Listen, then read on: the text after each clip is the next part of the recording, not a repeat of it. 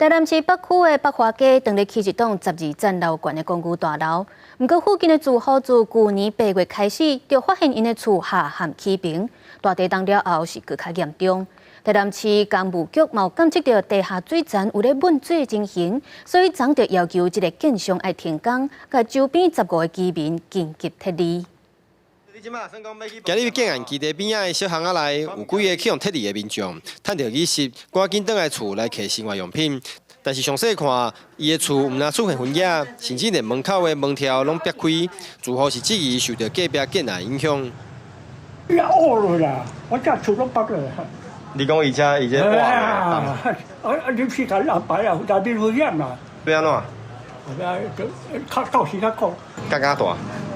当然是有一个嫌疑啊，对无？这天灾地变要安怎，无人敢讲是安怎啊？你往你冲，搞不好水量愈大。哦，水量愈大，你看逐工暗时啊，伊这拢在做水声很大。是啊，阮拢有咧看啦，这人发生有状况，裂开还是讲吼什么话？你就开始，这个空地2022年4月底开工，预计2026年2月初完工。 要兴建地下2楼、地上12楼的地下室的主体，但是附近的住户近期是陆续发现，因的厝有落落，而且阁起气。不过台南市工务局先前派员监测，虽然无状况，这厝4月3号大地震了后，发现阁较严重。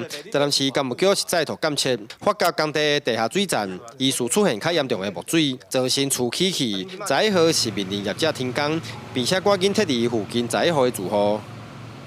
发现 有管涌现象及临亡受损，为了安全性起见，勒令停工，并对住户先做预防性撤离，并同时要求建商灌浆，要求建商做好安全的观测。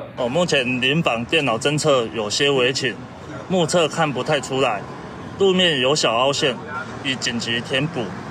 目前初估影响不大，会稍微影响工期，会持续观测。 北区区公所统计需要撤离11户23人，不过其中3户是空厝，1户是遗亲，2户因为有饲猫啊，而且徛家受影响无大，决定无要撤离。另外5户15人是连夜安置到饭店去。